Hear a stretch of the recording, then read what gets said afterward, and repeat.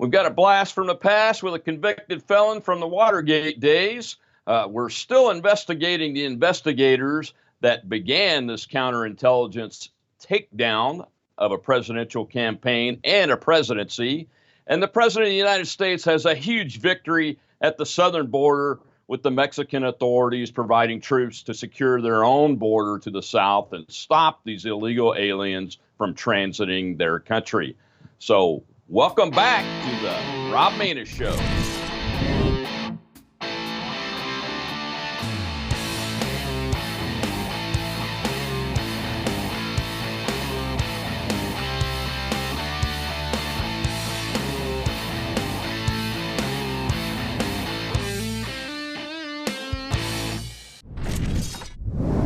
Well, folks, the Democrat-controlled House of Representatives in the federal government rolled out a little bit of ancient history this past week. And Mr. John Dean, convicted felon, former counsel to the President of the United States under the Nixon administration, came to testify not as a fact witness, but as a person to set the context and what we have in the situation today with President Trump.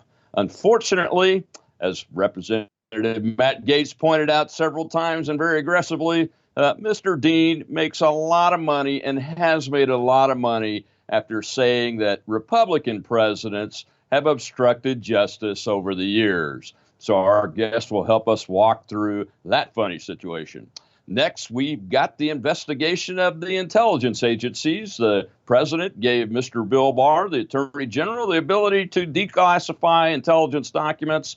Barr has appointed a prosecutor to investigate why this counterintelligence investigation that was supposed to take down Trump's campaign and then eventually take down his presidency after he miraculously won the election was ever really started, because, you know, most of the basis for the information to begin the investigation, from what we've seen, came out of a certain UK, that's British, former intelligence officer named Christopher Steele and his fake dossier funded by the Democrat National Committee and Ms.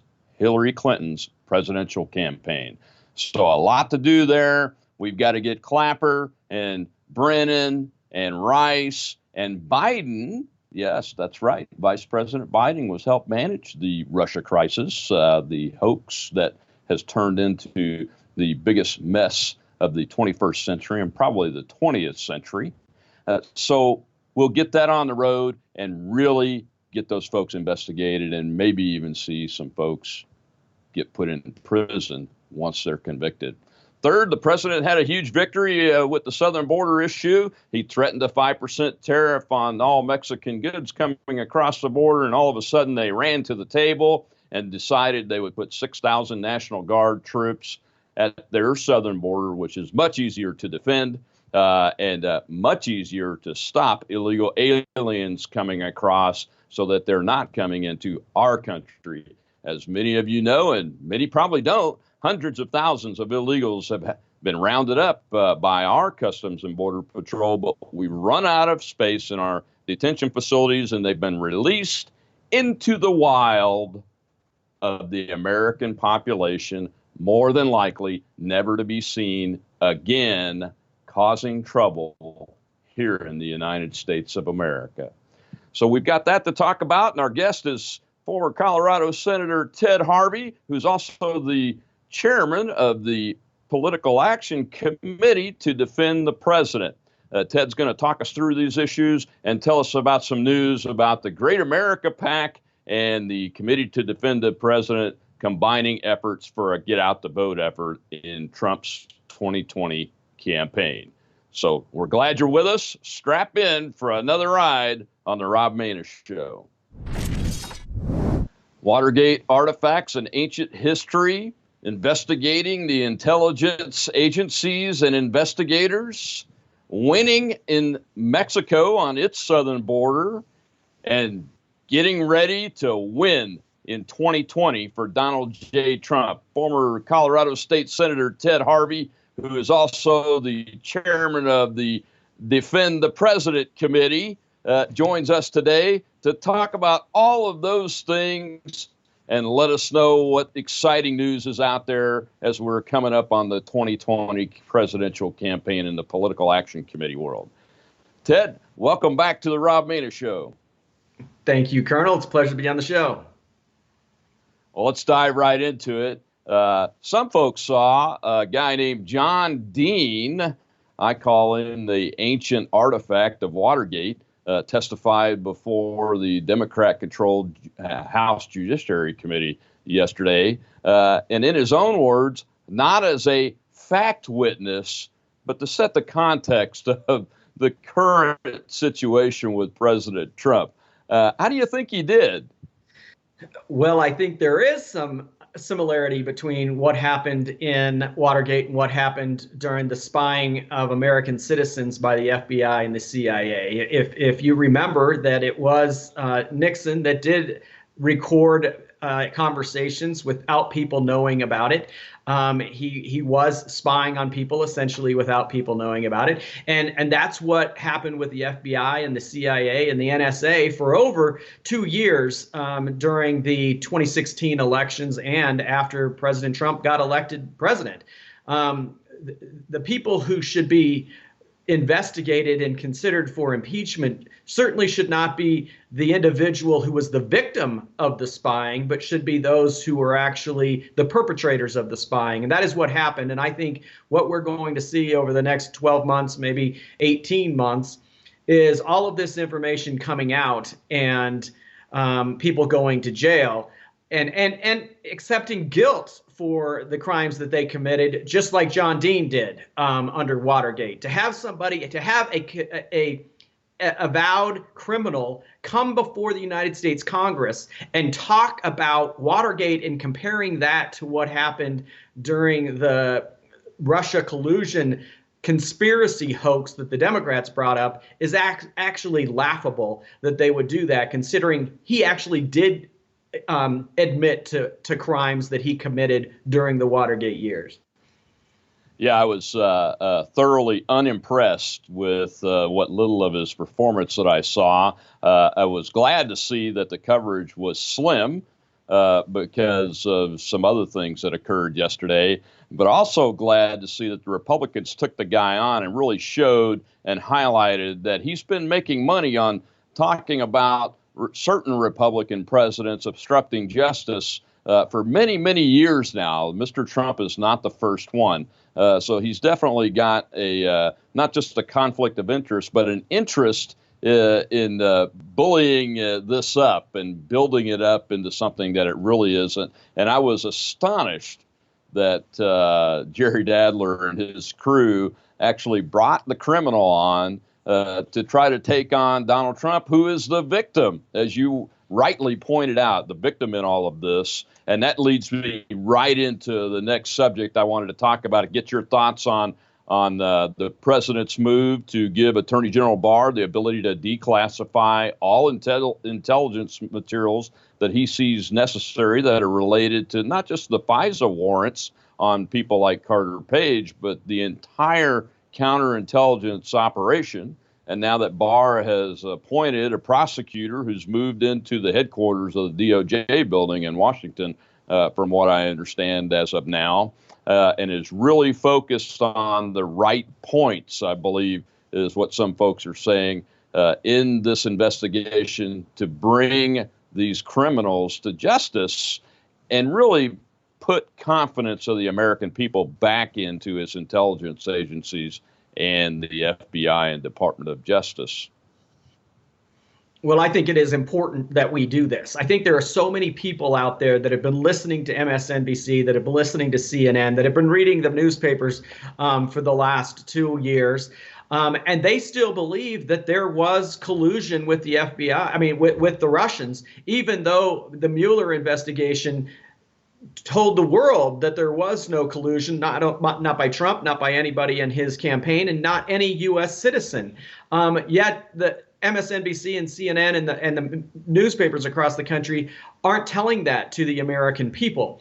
I think it is important that this administration actually comes clean with the entire world, that there is transparency about what happened during this entire time period. Because if you read the Mueller report, which most people haven't, and I have, there was a 10-month investigation by the FBI before the Mueller team was even appointed. So Mueller then investigated for 20 additional months. Why is it that Mueller went that long? The FBI had already done it for 10 months. They had concluded that there was no collusion.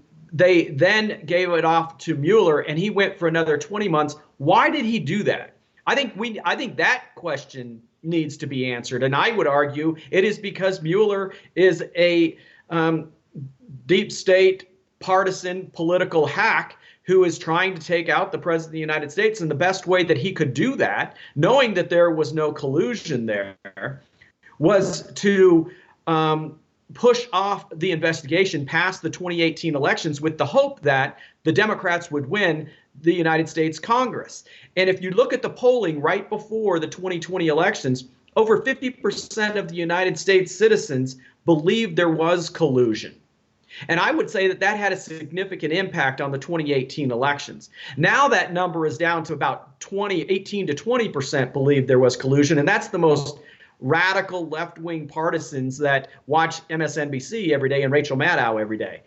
I believe Mueller actually was part of the effort to bring down the president of the United States. And then when you watch his press briefing, whatever you want to call it, that he had 2 weeks ago, I would call that a drive-by character assassination of an innocent man, which is the president of the United States.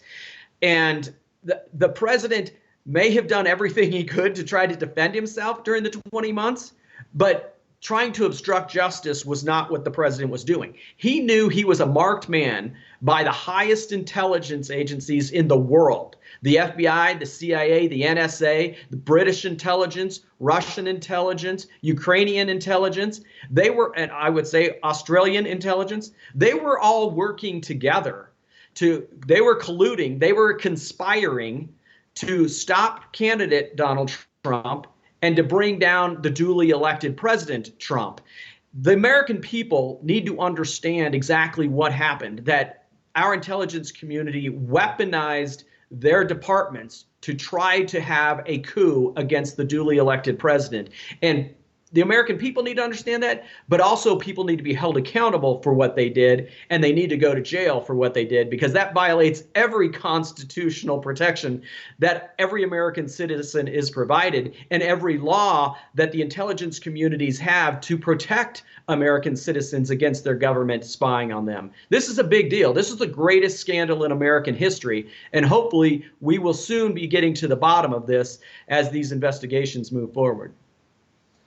Yeah, I've said many times, Ted, that this debacle, this criminal investigation using counterintelligence forces, using the entire intelligence capability of the United States of America, the intelligence capability of our allies and our enemies, in collusion with at first an opposition presidential campaign and political party, and then after the man manages to get himself elected, to try to remove the president of the United States.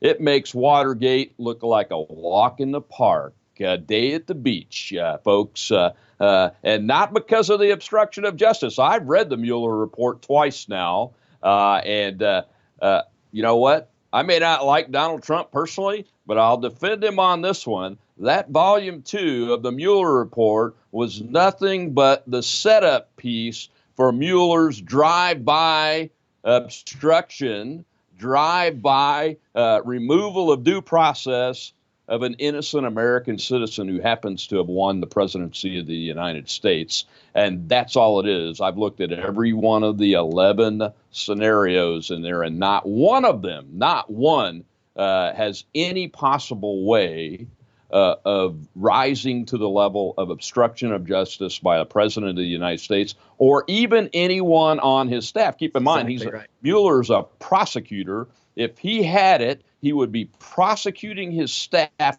members, and then he would be telling the American people that the president needs to be prosecuted.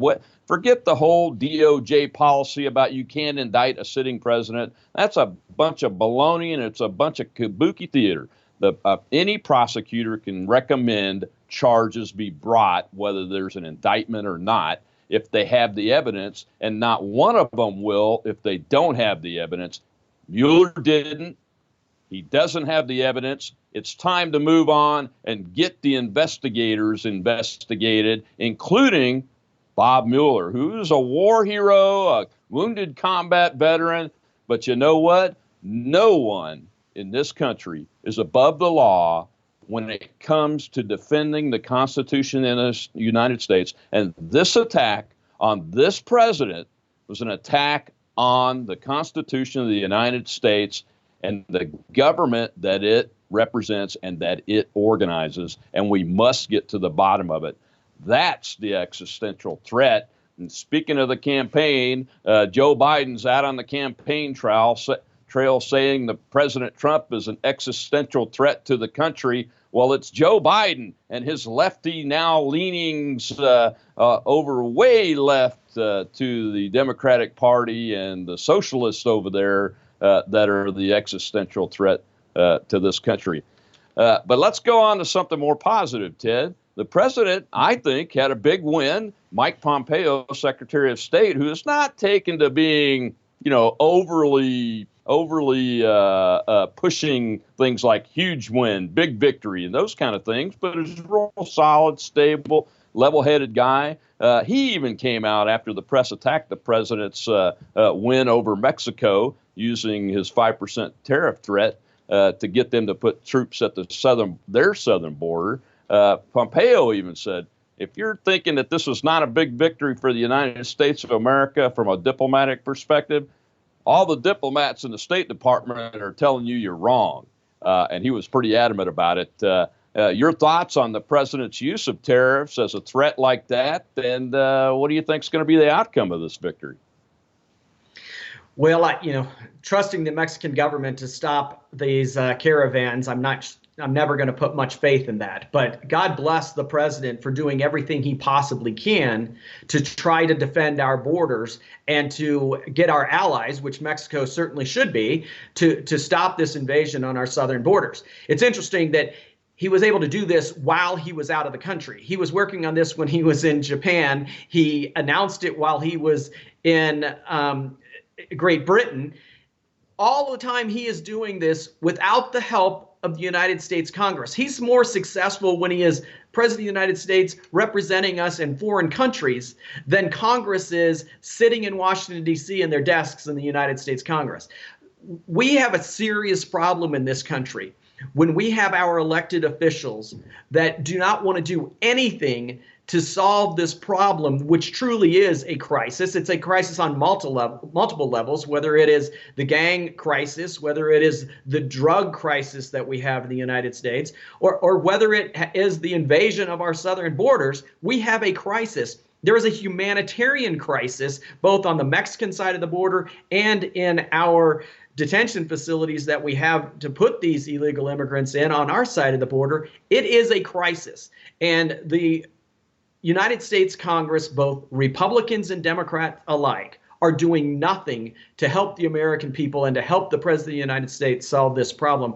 I think that is the greatest existential threat to the United States, is a Congress that will not defend our borders. And hopefully this message will get out there in 2020, and we will be able to throw out the Democrat Party, the Democrat leadership that took control of Congress thanks to Robert Mueller.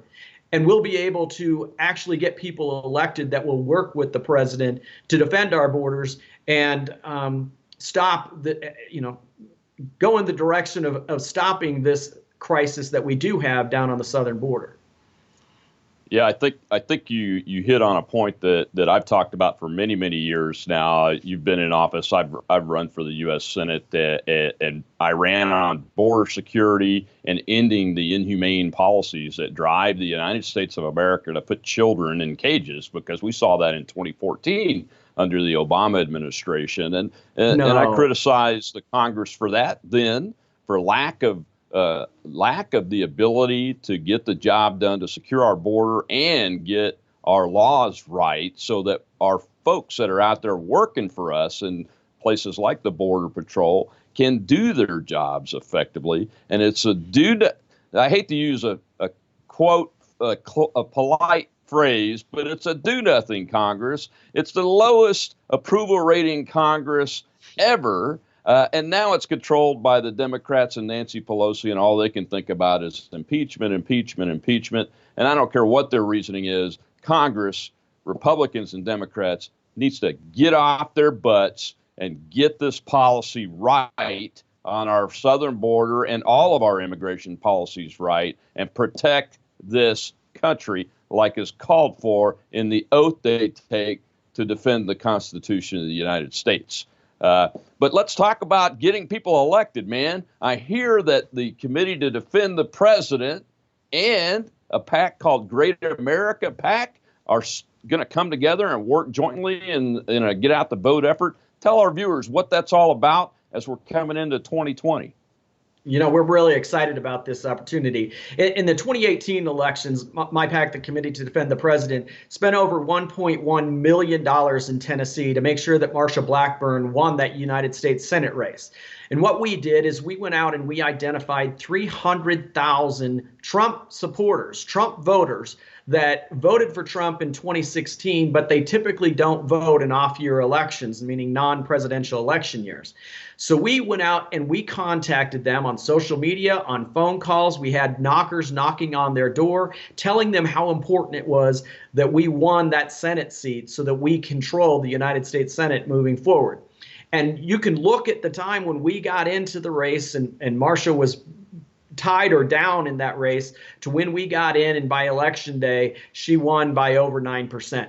We were very successful in doing that. And we want to take that kind of model to 5 targeted swing states that the president has to win in the upcoming election. But we're not going after those people that don't typically vote in off-year elections because it is a presidential election. What we are doing is we are identifying likely Trump supporters because they are strong Christians, they're strong on pro-life, they are strong Second Amendment activists, they're retired military. Whatever the situation is, they have felt disenchanted, disenfranchised by the political process, and they have not registered to vote. We are going to identify those people based on key categories that we're able to identify them by, bump it up against the voter files in those 5 states, and get them out to register to vote and vote for the president.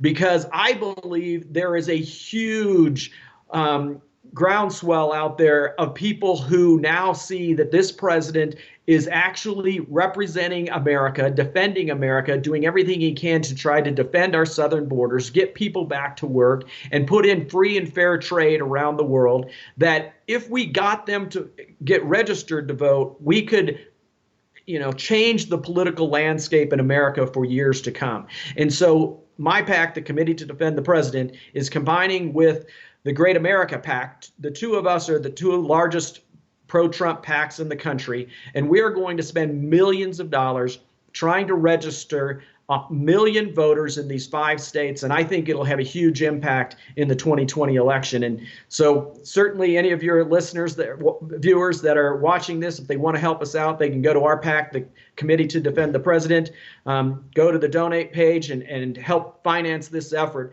I think this will be one of the most important and impactful efforts that any organization can do in the upcoming election to help Donald Trump get across the finish line.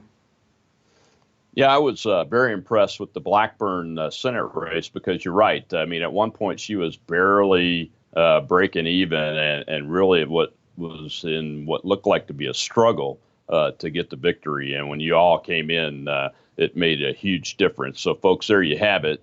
Go to the donate page for the Committee to Defend the President and let them know that you support them by making a donation, and keep it coming because this stuff takes money, unfortunately. And the only way that the folks that want to get President Trump back in office, because we like record low unemployment. We like wages increasing consistently over the last year. That's taken a talking point directly away from the opposition. And we like a president that wants to defend the United States of America. We want to keep him in office and keep those policies going so that everybody in the United States has a chance to be prosperous. Well, Ted, thank you very much for joining us today and taking us through a lot going on with these issues, but also getting everybody excited about the upcoming 2020 race. And I wish you luck. And we'll see you next time on the Rob Maness Show. Thank you, Colonel. Have a great day. Ted. Thanks, Ted. Well, we want to thank Senator Ted Harvey for joining us today and talking with us about these issues that our society continues to face and about the exciting events that are unfolding for the 2020 campaign to get President Donald J. Trump reelected. So until next week, this is the Rob Maness Show.